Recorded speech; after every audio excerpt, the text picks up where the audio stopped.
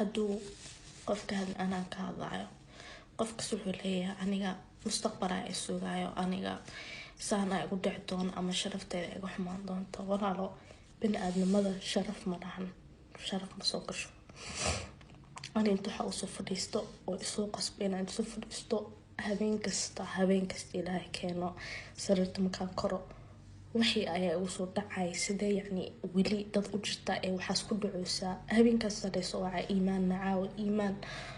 saan oo samee iimaan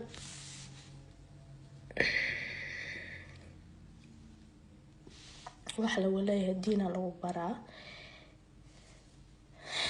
aniga waxa Soomaali ka dhacay shaqada diin ma jirto diin yani aniga wadanka ku dhashtay wadan gaar ah dasmara laakiin dadka gaar waxay baran anoo yaraanteeda afkayga inuu wax xun ka soo bixin laga yaabo qof inuu saameeyo oo noloshiis meeshaas ku waayo ama qof qalbigiisa inaa ka jabiyo islaamka waxa lagu dhahayaa qul khayran aw liyasmut sidee marka bini'aadamku ku dhici kartaa qof aqligiisa oo muslim sheeganaya inuu diinku uga garaaco sidee qof yani farku saakaro yani ku dil karaa just inuu ku hadeeyo sidee yani maskaxda waxa ka la adahay qofkan wuxuu ku dilooyaa inuu ku hanuuniyo waxa kale isweydiina waxay tahay sidee maamo ku dhacday oo cunigeeda 9 bilood calosh ku soo haysay gabar ama wiil ahaato inne qof oo abtigeeda ahayn ama adeerkeeda ahayn ama walaal oo ahayn ajnabi ah inta u geyso cuniga tarbeed sidee ku dhacday inuu nin kale gabadhaada awradeeda arko sidee u agtaysan kartaa cunigaaga in habeen kasta sirsirad lagu xiro adigana aad Yurub tagtid oo meelash soo basha bini'aadnimada xataa maamooyinka qaarkood waa ka tageen gaalada wax ma ahaan every child deserves a parent but not every parent deserves a child wanna run it's a quotas aniga ma hadal karo lakin I'm here to raise awareness I am here to raise awareness it's time for me when I'm snide sanad ibar aan amusnahay inta imaaday waan agtasan lahay habeen kasto wallahi waxaan ka fikraa ma mustaqbal dhistaa mise gabdhaha Soomaaliya jooga ayaa caawisa mise gabar kasto habeen kasta la dilay ayaa ka fikirtaa mise wiilkas meesha ku jiro I can't take it no more when I can't qof kasta waa amsiya qof kasta soo marba inuu ka hadlo waayo wuxuu ka fikiraa sharaftiisa there's nothing to do with sharaf nothing I've done I'm gonna see her بدونك waxay noqotay lacag yani meeshaan ka sheekeyna ma aan meel oo loo dhahaa dhaqan cilis oo meeshaas dhaqan cilis ma ahan way ku qorantaa laakiin ma ahan waa business يعني for example diaspora waxa ay 400 laga bixina bishii waxna ma helayaan it's nothing it's all sida loo tarbiyo Soomaalida oo wadanka ku dhashtay waxa laga bixina 200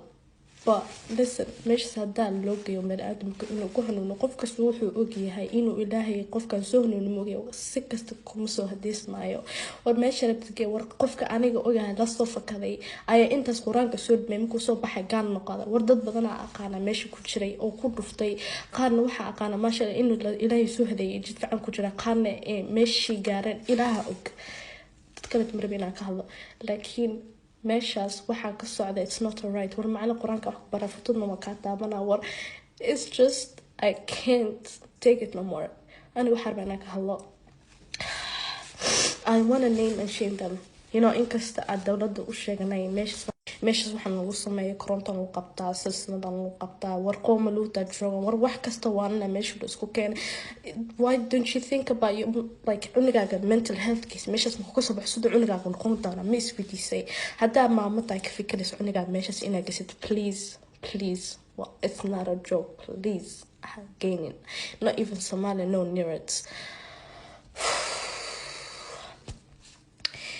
meeshas war waxa meeshas ka bariyay dadka ka shaqeynay iyo dadka meeshas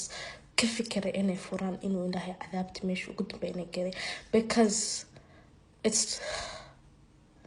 sida qof bani aadam koronto ugu qaban kartaa sida naag uur leh aad u taaban kartaa war saqiib 9 jir sidaad ugu dili kartaa hadal ama cunto ama energy fana ama tintada soo baxay 5 daqiiqo kadib gabadha yar 9 jirta ay wadiinaysaa magodanta mise magodnid aad ku dayas balaanka soo baxda futadan ka taaban hadaad inaad baxdo waa ku fuula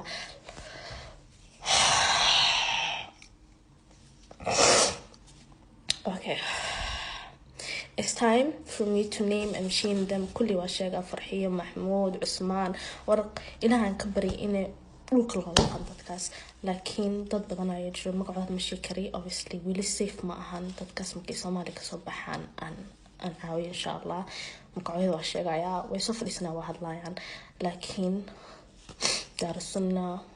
دار اللقمان gargaar waa badan yihiin inkasta dawladda rabto yani dawladdu waa u sheegnay laakiin waxay ka sameynayaan malaha weli way furuntaa meeshaas ba